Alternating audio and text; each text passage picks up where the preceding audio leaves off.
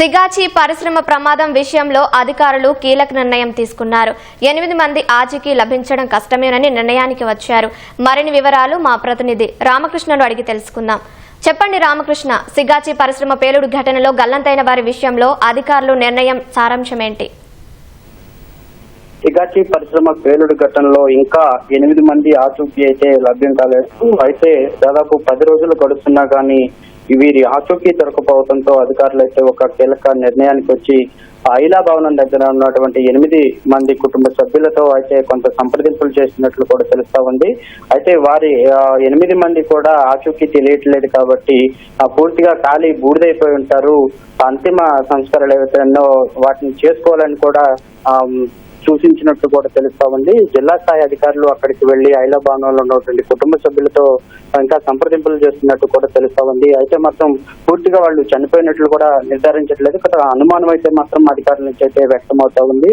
మొత్తంగా ఇప్పటి వరకు 8 మంది పేర్లు చూసుకున్నట్లయితే రాహుల్ కావచ్చు, శివాజీ, వెంకట్, విజయ్, అఖిలేష్, జస్టిన్, రవి, ఇర్ఫాన్ వీరు 8 మంది కూడా ప్రమాదంలో కాలి బూడిదైపోయి ఉంటారు. అంటే ఏదైతే బ్లాస్ట్ అయిందో ఆ ప్లాస్టిక్ సమీపంలో ఉన్న క్రమంలోనే వీళ్ళు దాదాపు పేలుడు ఘటన సందర్భంలో 700 నుంచి 800 ఉష్ణోగ్రత వెలువడినట్లు కూడా తెలుస్తా ఉంది. అప్పుడు అంత ఉష్ణోగ్రత ఒక్కసారిగా వెలువడటం వలన ఈ భారీ విస్ఫోటనం మాదిరిగా జరిగింది. కాబట్టి మొత్తంగా 8 మంది కూడా ఖాళీ బూడిదైపోయినట్లు కూడా తెలుస్తా ఉంది.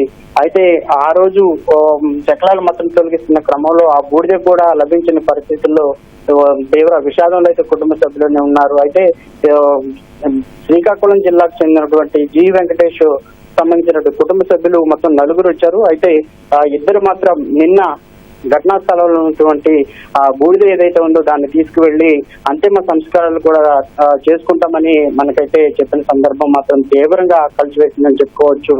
అయితే మొత్తంగా ఘటన సందర్భంలో 143 మంది లోపల పనిచేస్తున్నట్లు అధికారికంగా ప్రకటించారు. అయితే దాంట్లో 61 మంది మాత్రమే క్షేమంగా ఎలాంటి ఇబ్బంది లేకుండా క్షతగాత్రులు కాకుండా బయటపడినట్టు కూడా తెలుస్తా ఉంది. అయితే 35 మంది క్షతగాత్రులు అయ్యారు. అయితే వారందరికీ చికిత్స అందించారు. దాంట్లో 12 మంది డిశ్చార్జ్ అయ్యి మా ఇంటికి వెళ్ళిపోయిన పరిస్థితి అయితే ఉంది. మొత్తంగా 44 మంది మృత్యువాత పడినట్టు తెలుస్తా ఉంది. ఈ సిగాచి పేలుడు ఘటనలో తీవ్రంగా ఈ 44 మంది కుటుంబాలలో తీవ్ర విషాదాన్ని అయితే నింపిందని చెప్పుకోవచ్చు. ఈ అంత్యక్రియలకు సంబంధించినటువంటి కార్యక్రమాలు ఏవైతే ఉన్నాయో వాటిని చేసుకుంటే హిందూ సాంప్రదాయాల ప్రకారం 12 రోజుల లోపల ఈ అంతిమ సంస్కారాలు చేస్తే వారి ఆత్మ శాంతిస్తుందన్న క్రమంలోనే వారికి కుటుంబ సభ్యులకి ఇలాంటి సూచన చేసినట్టు కూడా తెలుస్తా ఉంది. గతంలో కూడా మన బాధితులతో మాట్లాడిన సందర్భంలో కూడా వారు ఇదే మాటని వ్యక్తం చేశారు.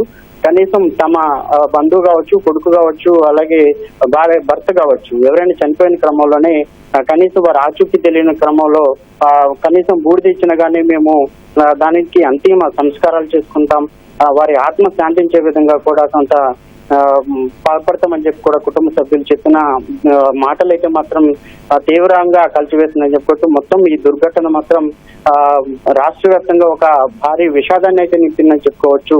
ప్రస్తుతం అయితే ఐలా భవన్ నుంచి ఉన్న 8 కుటుంబ సభ్యుల్లో మెల్లమెల్లగా ఒక్కొక్కరు తమ కుటుంబ సభ్యులకు సంబంధించినటువంటి అంతిమ సంస్కారాల కోసం కూడా వెళ్తున్నట్టు తెలుస్తుంది. అయితే 1-2 మాత్రం అక్కడే తమ వారు ఆచూకీ దొరుకుతుందని ఆశగా అయితే చూస్తున్న పరిస్థితి అయితే కనపడతా ఉంది.